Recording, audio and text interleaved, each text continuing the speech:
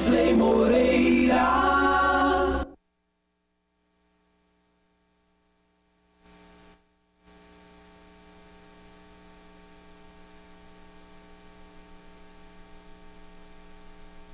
Prazer muito grande. Recebo no programa Espaço Aberto Roberto Henriques, que teve uma passagem brilhante por Ponte Nova, ex-secretário municipal no governo Sete de Barros, também dirigiu o Colégio Salesiano Dom Elvésio e também ex-prefeito municipal da cidade de Campos dos Goytacazes, ex-deputado estadual, ex-secretário municipal na cidade de Campos e também foi prefeito em exercício na cidade de Campos, quando era vice-prefeito naquela ocasião. Roberto, é um prazer recebê-lo pela primeira vez no programa Espaço Aberto. Wesley Moreira, boa tarde, é um prazer enorme. Quero assim dar um abraço particular e pessoal a todos os habitantes de Ponte Nova e das cidades, né, que compõem o Vale do Piranga, essa cidade de Ponte Nova e essa região de ricas tradições históricas. É um prazer estar aqui com você e estou à sua disposição. Roberto, a gente conta um pouquinho da sua história em Ponte Nova para gente. Como tudo começou? Eu já tinha assim, um trabalho lá em Campos, né, final da década de 70 e início da década de 80, com os padres salesianos. E lá em Campos foi diretor do Colégio Salesiano de Campos o padre Ademir Ragazzi, que por lá passou, inclusive uma passagem muito rica, onde lá o padre Ademir deixou muitas amizades, tanto na área da educação, né, os estudantes salesianos e a rede de professores, como também da sociedade de uma forma em geral, já que a sua participação como sacerdote lá também naquela cidade foi uma participação muito marcante. Em função dessa ligação minha, né, o padre Ademir me convidou para vir coordenar o Colégio Dom Elvésio. E aqui eu cheguei no início do ano letivo de 1984. Né? Fiquei em Ponte Nova aqui até 1988, né? Ao final de 88 eu retornei para Campos, porém não só atuei aqui no Colégio Dom Elvésio, como também tive o prazer e a honra, né, de ter sido secretário de Saúde e Bem-Estar Social no governo popular do Dr. José Sete Barros, uma figura, sem dúvida alguma, conhecidíssima. O ponte-novense não imagina o conhecimento e a história que o Sete Barros tem na vida pública brasileira, no mundo da política, que essa sua rica biografia como prefeito de Ponte Nova, como deputado estadual, como presidente da Companhia Agrícola de Minas Gerais, bem como deputado federal, sim, diretor nacional do Sandu, né? Hoje em dia todo mundo fala em programa Saúde da Família. O Sete Barros, no governo do Juscelino Kubitschek, ele foi a figura que coordenou a implantação no Brasil do serviço domiciliar, né, de urgência, sim, o chamado SANDUS. Né? Já existia isso lá atrás. Já, né? Existia isso lá atrás, portanto, ninguém inventa nada, né? A gente vai aprimorando aquilo que está na história explícita e está na memória atávica, né? Portanto, foi uma passagem aqui em Ponte Nova muito prazerosa para mim, onde eu aprendi muito, onde eu fiz muitas amizades, né? E eu tenho levo para onde eu vou, né, nas funções públicas que eu ocupei, seja como secretário em Campos, como vice-prefeito, prefeito ou deputado estadual pelo estado do Rio de Janeiro, eu sempre levo Ponte Nova com muito carinho. Tanto que, quando fui deputado estadual, eu fiz uma noite pontinovense na Assembleia Legislativa, onde eu homenageei como parlamentar, passou naquela casa, projetos de leis de minha autoria, que viraram lei estadual, dando título de cidadania, né, do estado do Rio de Janeiro a ilustres pontinovenses que viviam já no estado do Rio, seja na capital ou seja no interior, por 30, 40 anos, e que eu tive a satisfação de dar o título de cidadania a figuras como José Cunha, José Sete Barros Filho, o Cirilo Reis, Dr. Zé Luiz Mancuso, Dr. Zé Luiz, o Lula, né, Luiz Carlos Silva, o nosso líder do movimento negro, né, no Brasil, o Teobaldo... Teobaldo Nascimento? Não, é Luiz Teobaldo, né? Que ele trabalhou no interior. Estava lá, inclusive, em Maricá, né? Delcio Teobaldo. Delcio Teobaldo, né? E dentre tantos outros, né, que estavam em Ponte Nova, Mansur Barbosa, uma figura que revolucionou o rádio FM no Brasil, não é isso? Então, essas figuras de pontinovenses que moravam no Rio há mais de 30, alguns até mais de 40 anos, e que eu homenageei e com muito prazer fizemos lá com a representação da Câmara Municipal aqui de Ponte Nova. À época foi a vereadora Marília Rola, foi o vereador Anísio, os dois representando a Câmara Municipal de Ponte Nova, e foi, à época, o prefeito, daquela época, o prefeito Guto Malta. Né? É verdade. Roberto. E uma curiosidade, né? 2 ex-alunos nossos aqui viraram prefeitos, né? Da minha época, né? Tiveram mais outros ex-alunos que foram prefeitos, mas da minha época. O Guto foi prefeito, foi da minha época aqui enquanto coordenador no colégio, e o Wagner Moll também, para quem eu mando um abraço, também foi aluno na minha época aqui, quando eu fui coordenador do Colégio Nova Verso. E hoje o irmão do Wagner é um dos coordenadores da TV Educário Ponte Nova, em parceria com a TV Horizonte. Dom Joaquim Moll. Joaquim Moll. Eu conheci o Dom Joaquim Moll ainda quando ele era estudante salesiano, né? Aqui também? Não, aqui não. Ele fazia filosofia em Belo Horizonte, quando eu tive o prazer de conhecê-lo ainda quando estudante. Roberto, todo mundo sabe da sua capacidade de política. Na sua ocasião, como secretário municipal em Ponte Nova, você também fez um trabalho muito positivo na cidade. Lembra aí pra gente. Olha, Wes, o Sete Barros era uma figura extremamente sensível às causas, né, da população mais pobre. Não que ele desprezasse, né, o conjunto da sociedade. Não se despreza, um prefeito, ele é o prefeito de todos. Mas, dada a realidade brasileira, né, e Ponte Nova não fugia naquela época a regra da realidade brasileira, o administrador público ele tem que ter uma opção preferencial. E a opção preferencial do governo Sete Barros era, sem dúvida alguma, a opção preferencial de resgatar a imagem do irmão mais pobre, do irmão que estava marginalizado, à margem de todos os programas sociais, né, à época. Então, nós herdamos, né, esse legado, né, do Sete Barros, essa sensibilidade que ele tinha enquanto gestor público, enquanto homem público, e ele dava espaço, tanto deu ao Luiz César, que foi meu antecessor, uma figura também a quem eu destaco aqui, que implantou a Secretaria de Ação Social aqui em Ponte Nova, como comigo, ele sempre nos deu liberdade e impulso para que a gente fosse criando programas de atendimento. Então, nós fomos trabalhando, sobretudo, a periferia, que vivia totalmente dissociada, né?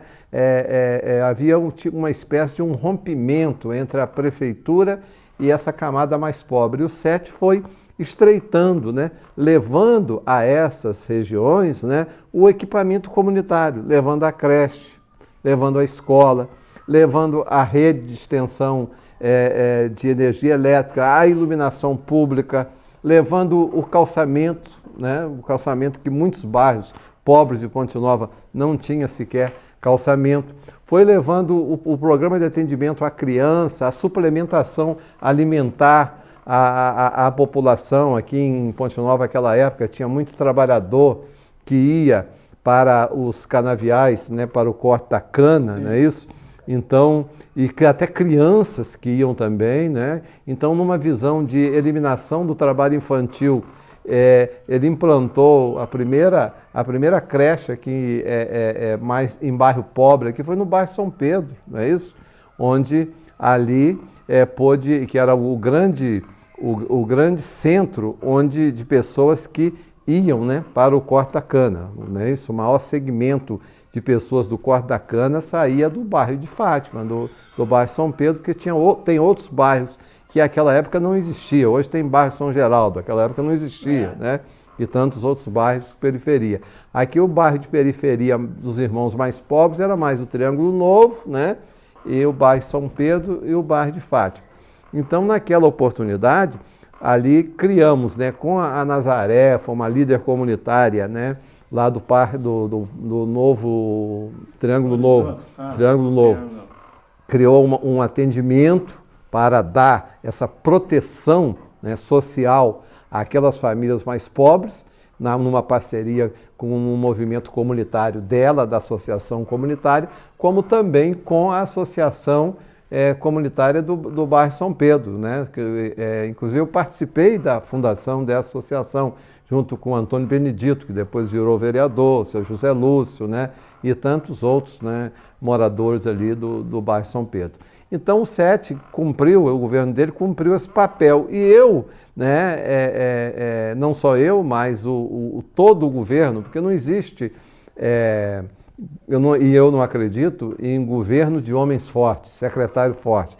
A força está no conjunto do governo, o colegiado. E o prefeito que preside esse colegiado, se ele tem sensibilidade, ele faz todos os executores, as pastas executoras das políticas de atendimento à pessoa humana funcionar. Sim. Então, não só eu, mas todo o secretariado, né, trabalhava nesse sentido.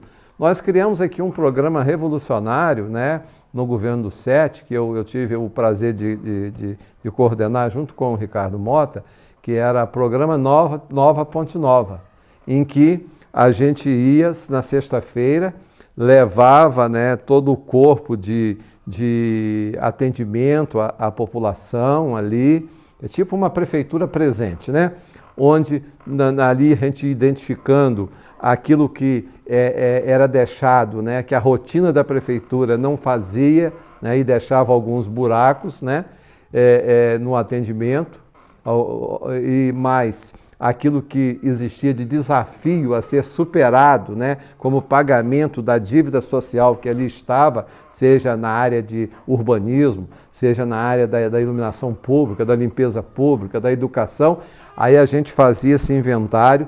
Quando chegava no sábado e no domingo, o prefeito ia para lá, final de expediente, no final de sábado e na noite de domingo, fazer os despachos, né, e tomar as medidas já para, na semana seguinte, os levantamentos que foram feitos, aquilo que era possível fazer de imediato, a curto prazo se fazia, aquilo que ia a médio prazo se planejava para médio prazo e aquilo que ia a longo prazo para executar em longo prazo. Foi assim que surgiram o programa até de habitação, né?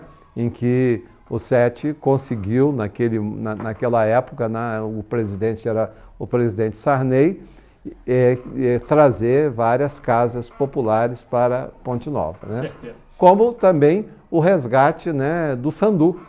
Que foi uma das grandes obras. Que Ponte Nova não tinha assim, um posto de urgência naquela época, municipal, e serviu assim como aquele primeiro ponto de atendimento, de triagem. Aquilo que era de média complexidade, alta complexidade, ia para o hospital. O que não era, ficava ali, atendia ali e se fazia o trabalho. Gente, veja as ofertas imbatíveis do Sacolão Center. Repolho verde a 98 centavos o quilo. Banana prata, R$ 2,98 o quilo. Batata doce também a R$ 2,98 o quilo. Cebola extra a R$ 2,98 o quilo. Cenoura vermelha a 98 centavos o quilo. São as ofertas imbatíveis do Sacolão Center. Vamos faturar! E na sequência, continua o bate-papo com Roberto Henriques. Muito bem, de volta com o segundo bloco do programa Espaço Aberto. Cuidar da aparência é fundamental. Pensando nisso, o Estúdio Bruna Guimarães conta com os melhores produtos e profissionais de qualidade. Cortes de cabelo, tinturas progressivas, maquiagens, penteados, manicure e depilação. E também o Dia da Noiva com pacotes promocionais. Venha realçar ainda mais a sua beleza. Rua Manuel Alves da Silva, número 11, próximo ao Ataque no Triângulo. Agende o seu horário pelo telefone 98286-8552 com a Bruna, ou visite lá o Instagram, @Bruna Guimarães Estúdio, ou então pelo Facebook Bruna Guimarães. Agora vamos entrar com o Roberto Henriques no plano nacional, da política nacional. Roberto, como é que você está vendo a postura do novo governo federal? Olha, Wesley, eu tenho visto assim com muita preocupação. Comecei na militância política muito cedo, com 16 anos. Então eu tenho mais de 40 anos de militância pública, né? E somado a isso, né, a minha experiência como gestor público do Executivo, como parlamentar, e a minha vivência também como estudioso dos problemas brasileiros, Sim. uma vez que eu sou historiador, né? Sou formado em História, quer dizer. Então, eu vejo assim com muita preocupação o momento brasileiro. Não só as questões ligadas ao poder executivo, né, do governo Jair Bolsonaro, mas vejo com muita preocupação o parlamento brasileiro e também o poder judiciário brasileiro. Eu queria, assim, antes de chegar ao poder executivo, né, ir ao poder judiciário. Ninguém de bom senso, né, é contra apurar fatos, né, e atos ligados à prática da corrupção. Isso deveria ser, e o Brasil tem todos os mecanismos, né, para o executivo exercer o controle interno, o legislativo exercer o controle externo, e a justiça brasileira tem à sua disposição as constituições e as leis ordinárias, né, as infraconstitucionais, para administrar aquilo que se forma o Estado brasileiro. Mas qual a minha preocupação no que tange ao judiciário?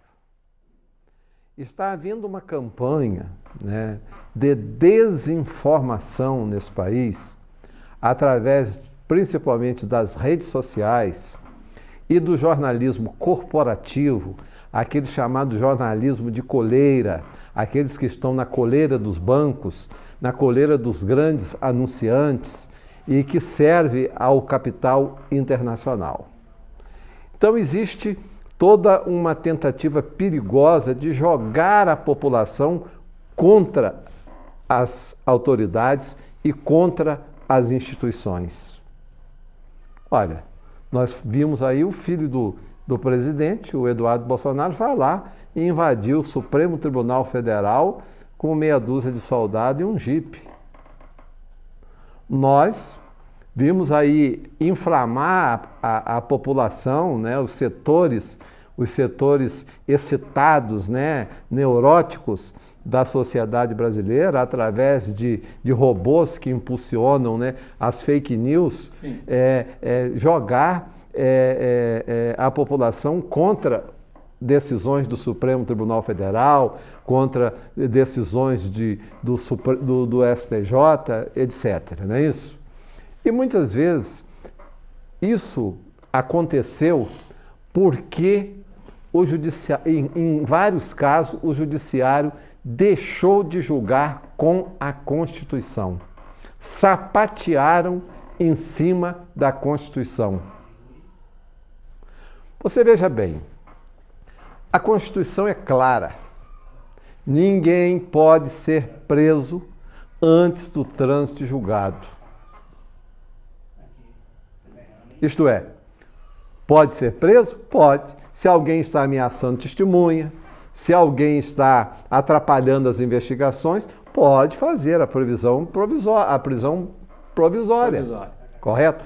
Mas cumprir sentença antes do trânsito em julgado, isto é, antes de passar pela primeira, pela segunda, pelo STJ e pelo Supremo Tribunal Federal, se houver algum questionamento no que tange a descumprimento da Constituição.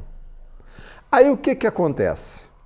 Acontece o erro do juiz de primeira instância, cá embaixo, prende indiscriminadamente, não é isso? Condena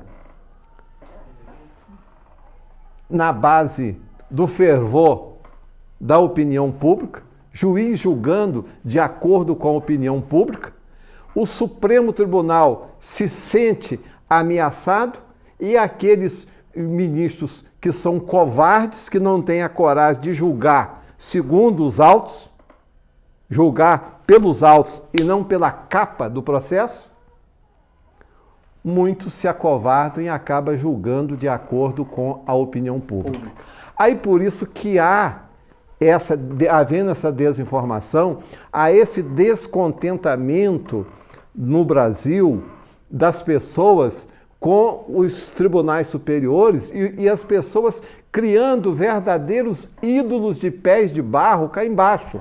O que é o ídolo de pés de barro? É o falso ídolo.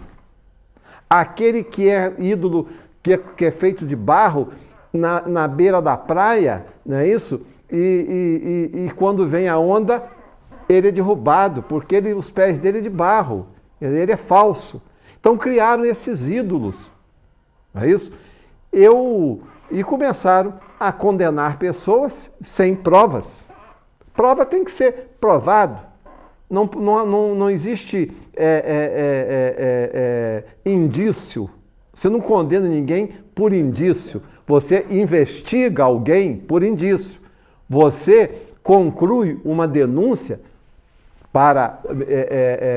através do Ministério Público, os promotores, os procuradores fazem uma denúncia, né, de acordo com os indícios, né, e depois o juiz vai julgar. Mas julgar em cima de quê? De provas. Então, nós estamos vivendo um período em que juízes de primeiro grau, né, olhando as luzes da televisão, os holofotes da televisão, procuradores utilizando-se de holofote da televisão, criando, né, essa opinião, né, para si próprio, a favor de si próprio e não da justiça, porque onde entra o personalismo, na justiça, na casa da justiça, a justiça sai pela porta dos fundos. Onde entra pela porta da frente a política na justiça, a justiça sai pela porta dos fundos. Entendeu? Então, começa a se praticar tudo menos justiça. E fica clara, as pessoas ficam totalmente ensandecidas com essas fake news, que começa a acreditar em tudo e fica naquele negócio, esfola, prende, arrebenta, encarcera, correto? Pode encarcerar? Pode, de acordo com a lei. Pode prender? Pode, de acordo com a legislação em vigor. Então eu fico assim, analisando esse primeiro poder, né, eu fico muito preocupado, porque a opinião pública, ela é perigosa, né? Porque às vezes ela não é opinião pública, ela é opinião publicada, ela é fabricada por essas fake news e por esses formadores de opinião, esses chamados articulistas e homens de opinião da televisão, né? ou das rádios, que ficam aí dando opinião a serviço de um sistema que perverte e que derruba toda e qualquer forma de supedâneo, de sustentáculo, que é a Constituição do nosso Brasil. Estamos recebendo no programa Espaço Aberto de hoje o ex-deputado, ex-prefeito de Campos dos Goytacazes, Roberto Henriques. Filé de peito de frango a R$ 9,98 o quilo, é no Sacolão Center. Goiaba vermelha a R$ 2,98 o quilo. Mamão formosa a R$ 2,98 o quilo. Mamão Havaí a R$ 3,98 o quilo. Vamos faturar e voltamos daqui a pouquinho. Até já.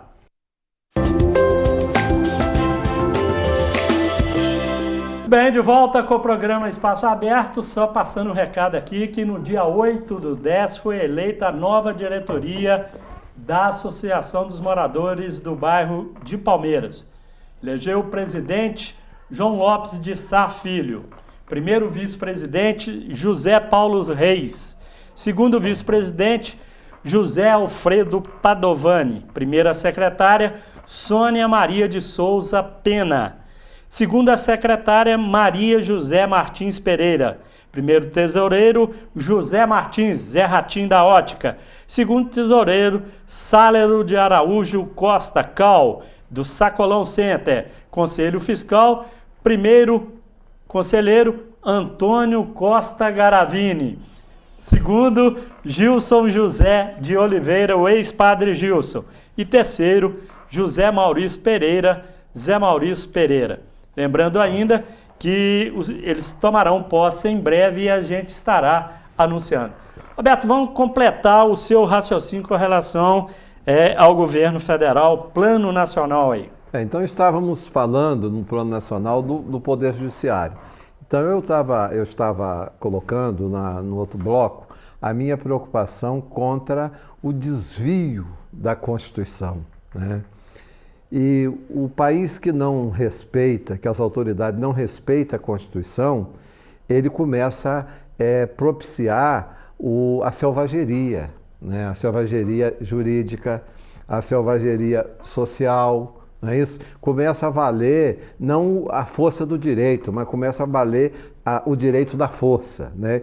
Por isso que excita as pessoas. Então aqui, toda pessoa que tem o mínimo de bom senso é a favor de se combater a corrupção. Tem que apurar a corrupção, sim, seja no executivo, seja no judiciário, seja no legislativo, apurar. Como?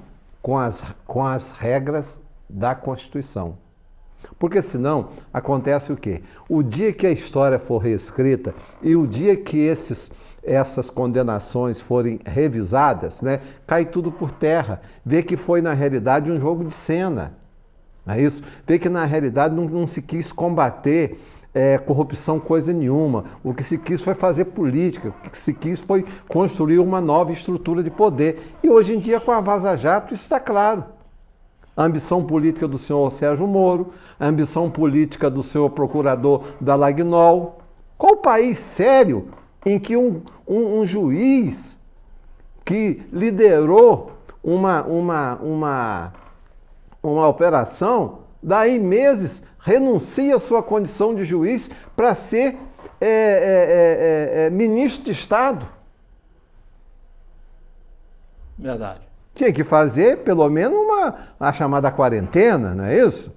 Ficar tradicional, aí né? Uns 2 anos fora, né? Para poder depois ele realmente pensar em ocupar cargos na estrutura do poder.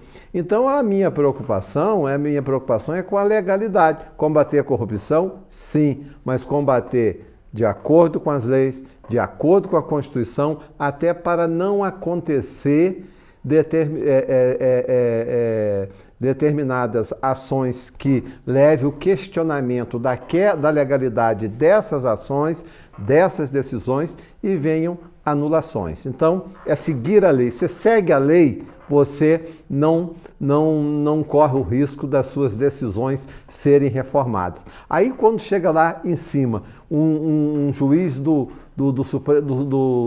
STJ, né, um ministro do STJ ou um ministro do STF corrige, a população inflamada fica com raiva de quem julgou certo, de quem julgou com a Constituição, e fica do lado de quem julgou sim, contra leges, entendeu? Então essa preocupação é a grande preocupação que nós temos hoje, de que o Judiciário, o Ministério Público, haja de acordo com a lei, Senão, todo esse trabalho da Lava Jato corre o risco de cair por terra, quando, na realidade, a operação teve vários pontos positivos. Muitos.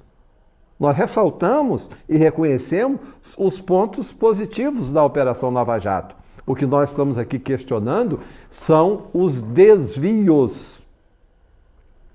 Estamos aqui denunciando o sapatear em cima das leis, e principalmente em cima da Constituição. Então, essa era uma observação que eu queria fazer.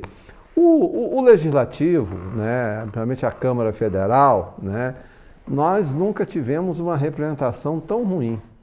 Nossa mãe. A gente vê, Wes, na história do Parlamento brasileiro, né, a gente vê como que fazem falta as figuras, né, como lá tivemos um Ulisses Guimarães, né, um Leonel Brizola, né, que foi também deputado federal, lá do Rio Grande do Sul, né, o Pedro Simon, né, como que faz falta diversas figuras, um Padre Vidigal, um Eliomar Balieiro, um Capanema. Falei aqui de gente de esquerda, de direita e de centro. É a qualidade. A qualidade do parlamento brasileiro caiu muito em função de quê?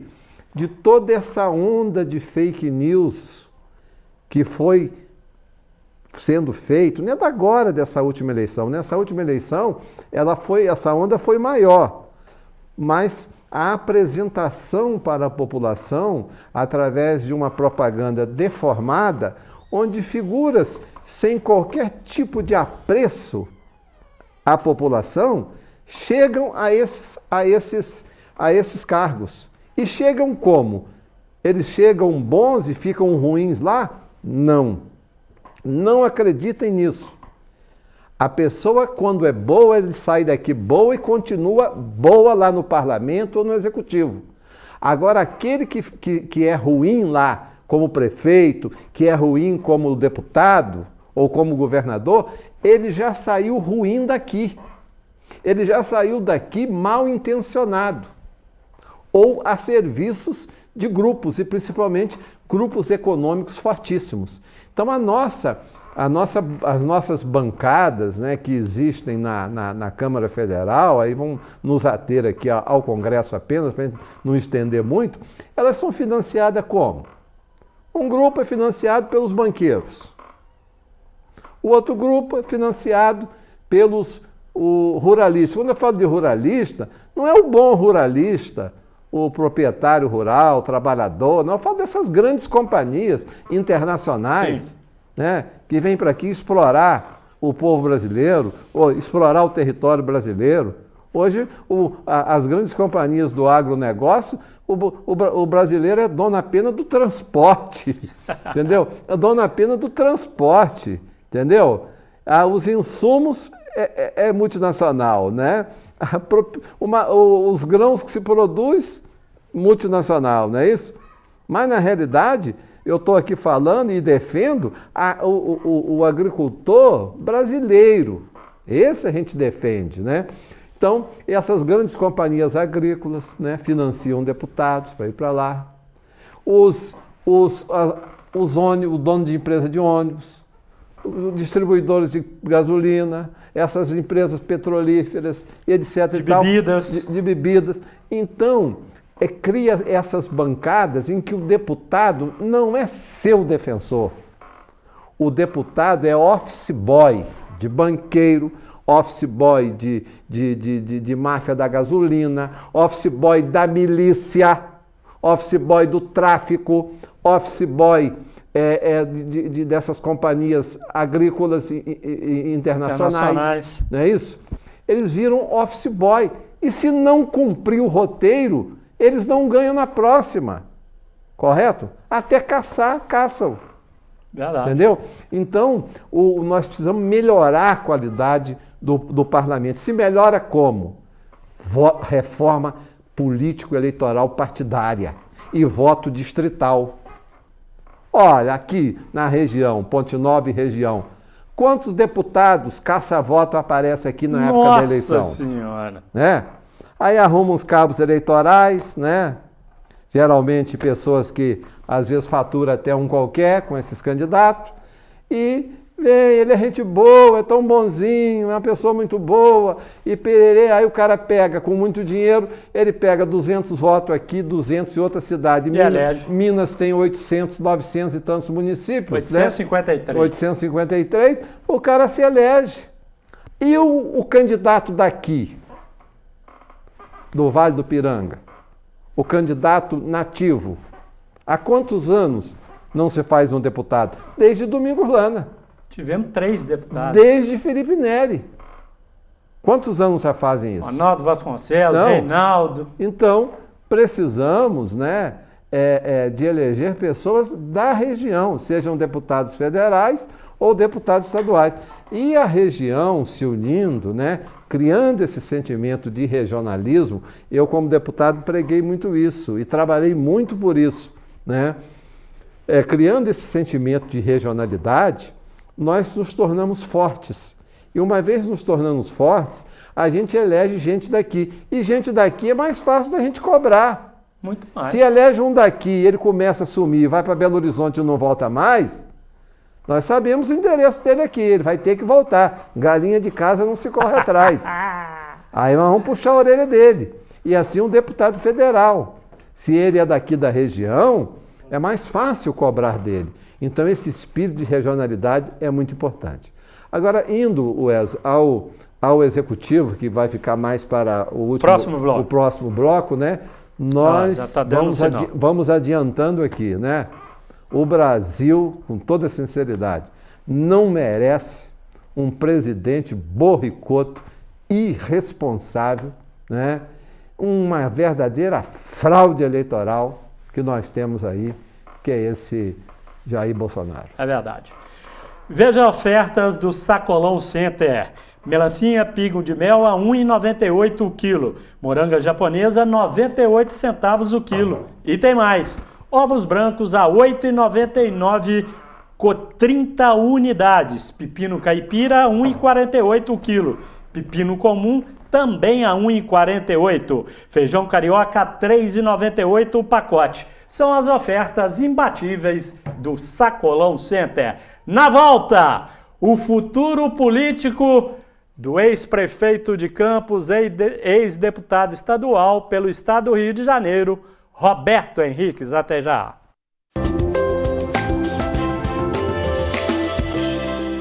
Muito bem, de volta com o último bloco do programa Espaço Aberto. Cuidar da aparência é fundamental. Pensando nisso, o estúdio Bruna Guimarães conta com os melhores produtos e profissionais de qualidade. Cortes de cabelos, tinturas progressivas, maquiagens e penteados, manicure e depilação, o dia da noiva com pacotes promocionais. Venha realçar ainda mais a sua beleza. Fica ali na rua Manuel Alves da Silva, número 11, no bairro do Triângulo Novo, próximo ao Ataque. Agende o seu horário pelo celular 98286-8552 com a Bruna. Ou então no Instagram, @Bruna Guimarães Estúdio, e pelo Facebook, Bruna Guimarães. Roberto, vamos lá para o último bloco, vamos falar aí das suas pretensões políticas, mas antes você quer fazer uma finalização. Olha, Wes, eu quero, assim, nesse último bloco, inicialmente, parabenizar a população de Ponte Nova e da região, que não caiu nesse golpe eleitoreiro, que não caiu nesse engodo desse personagem chamado Jair Bolsonaro. Que aqui na região, né, tanto no primeiro como no segundo turno, na maioria das cidades, né, a população não votou em maioria por ele, né? Eu me sinto à vontade de falar essas coisas aqui, porque eu não sou do Partido dos Trabalhadores. Eu sou brizolista. E se tem alguém que prejudicou muito o Brizola, foi o Lula. Se tem alguém que atrapalhou muito o Brizola, foi o Lula. Se tem partido que muitas vezes não cumpriu os acordos feitos com o Brizola e o PDT, foi o PT. Então eu me sinto à vontade, é isso? Eu votei no primeiro turno no Ciro Gomes. No segundo turno, entre Bolsonaro e Haddad, é claro, eu votei no Haddad porque eu não sou de esconder voto, né? Sou de manifestar a minha opinião. E também porque não votaria, votar no Bolsonaro seria votar na barbárie, não é isso? Então a região está de parabéns, porque o que apresentar, como que apresentar esse personagem? A nova política. Nova política? Bolsonaro? 27 anos como deputado lá em Brasília? Que novo é esse? Já estava com mofo. Ele e os filhos dele. E eu falo com autoridade que eu fui deputado com um dos filhos dele. Flavinho. Com o Flávio Bolsonaro, lá no estado do Rio de Janeiro. Então a gente via lá a ânsia por um modelo autoritário, né? O desprezo pelo ser humano. Que nova política, empregando os parentes todos nos gabinetes? Que nova política é essa? Entendeu? Olha, o próprio Ernesto Geisel, você que está aí me assistindo, procura na internet o que disse no seu livro Ernesto Geisel sobre o Bolsonaro. Péssimo militar. Foi aposentado com 22 anos, com 32 anos.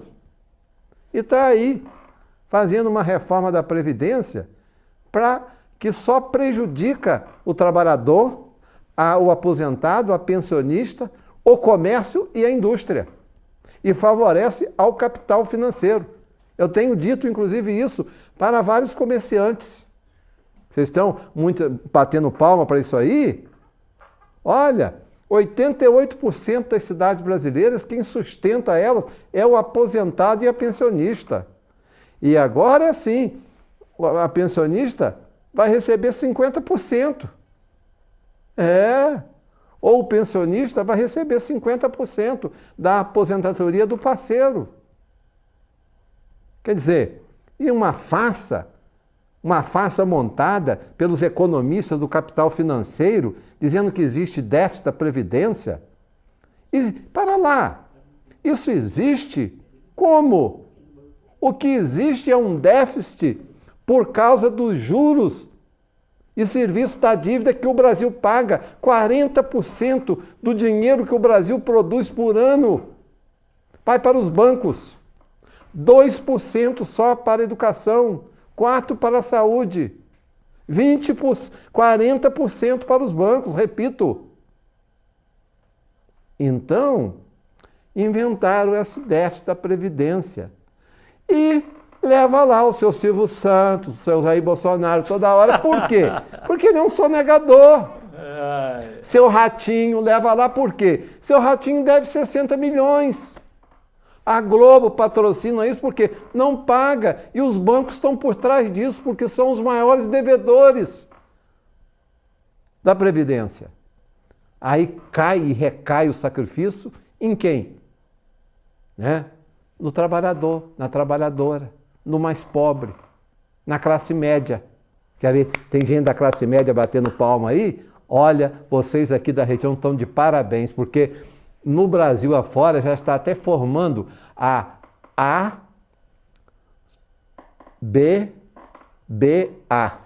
Associação Brasileira dos Bolsonaristas Arrependidos. Já está se formando essa associação. Porque tudo que ele jurou lá atrás de política nova, ele está fazendo diferente. É isso? O desmonte do Estado brasileiro, ficar de joelhos para o Trump, renunciar os benefícios que o Brasil tem na Organização Mundial do Comércio, em troca do Brasil entrar na OCDE, e chegou agora os Estados Unidos, não cumpriu a palavra, né? Falando I love you para Trump, lambendo bota de um maluco que está lá, de um preconceituoso, de um desacelerado. Então, nós não podemos bater palma para isso. Eu torço para que o governo dê certo. Mas, lamentavelmente, brigando, vocês que são daqui da região, grande exportador da proteína animal, brigando com a China, que é um grande comprador, brigando com a Rússia, que é um grande comprador. Aqui na região também, próxima, se produz frango, região de Visconde do Rio Branco, brigando com os árabes que importam 30% do nosso frango. Ora, você que tem uma loja, você quando um freguês chega na sua loja, você pergunta a ele se ele é flamenguista, se ele é botafoguense, se é atleticano ou cruzeirense? Não, você o recebe para negociar com ele.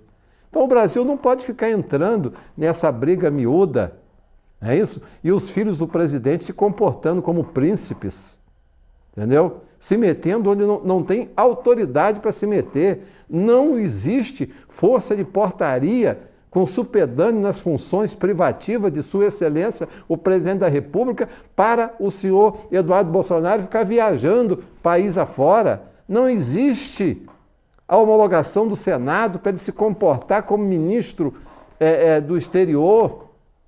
É isso? Uns desacelerados, criando briga dentro do próprio partido. Então o Brasil precisa de equilíbrio. Nós precisávamos de um presidente que unisse a todos, de um presidente que criasse um sentimento nacional, que unisse os brasileiros, porque nós somos um Brasil de tantas potencialidades, não é isso? Nós somos um país que temos condição de romper com esse modelo perverso que o capital internacional, esse sistema financeiro, que o mal do Brasil, para aqui definir numa expressão tudo, é a submissão que os governos brasileiros têm com os bancos. E não é da agora do Bolsonaro, não. O Lula também teve. Criou o Bolsa Família, mas criou o Bolsa Banco. Entendeu? Os bancos nunca ganharam tanto dinheiro como na era do Lula também. Seu Fernando Henriques, não é isso? Entregam o nosso 40% do que nós produzimos para os bancos todos os anos. Esse país não pode dar certo. Então temos que ter unidade, temos que ter união dos brasileiros para enfrentar o nosso verdadeiro inimigo. Qual é o nosso verdadeiro inimigo? Os banqueiros. Eu não sou contra o capitalismo industrial. Eu não sou contra o capitalismo comercial. Eu sou contra o capitalismo financeiro. Essa exploração. Por que no mundo inteiro juro é quase zero e aqui no Brasil, né, você consegue por menos de 10% ao mês? Não consegue. Então, como é que esse país pode dar certo? A conta está errada.